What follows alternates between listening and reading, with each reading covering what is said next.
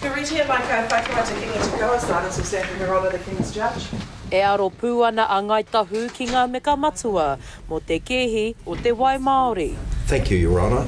Ngāi Tahu rejects the points raised by the Crown and will develop those points in these submissions, and we say this is a legal claim and it requires declaratory relief.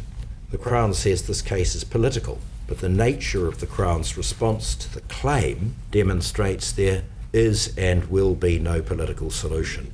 No te rangi nei, I timata ke ngā kōrero whakamutunga a Ngāi Tahu, mā tā rātou roia, mā Chris Finlayson.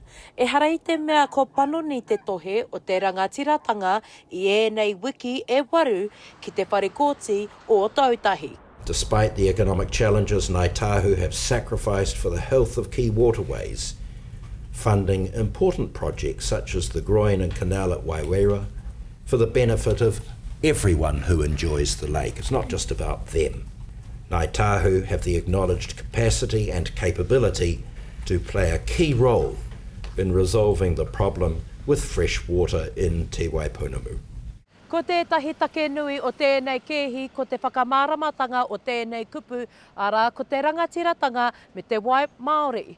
E ai kia Ngāi Tahu kua roa nei rātou e kitea nei I tēnei āhuatanga putanua I te motu, hioi anō e whakahe tonu ana te karauna. This is obviously a key meeting because it was to discuss the settlement that was before Ngāi Tahu and whether it should be accepted. There was no mention of rangatiratanga entitlements as a matter of law, but nowhere does it say that the iwi had achieved legally binding entitlements to assert its rangatiratanga as part of the settlement. Aha kua te tohe o te karauna e he rawa te take ko tā Ngāi Tahu e tūhono ana te rangatiratanga me te tikanga. The legal basis for the claim is flawed because the treaty is not directly enforceable, tikanga doesn't bind the Crown as asserted, and the rangatiratanga acknowledgements in the settlement don't create substantive obligations. We say there does not need to be any confusion about how rangatiratanga and tikanga interact, are symbiotic concepts. The differentiation is only to establish that for Ngāi Tahu, rangatiratanga is the overarching organising concept rather than a value. But when we look at tikanga as a system of law, rangatiratanga organises that system, both defining its content and being defined by it.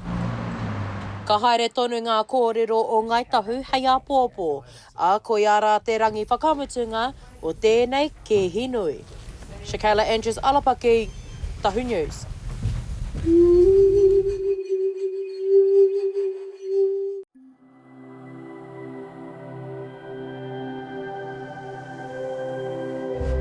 Ko te reo, te take.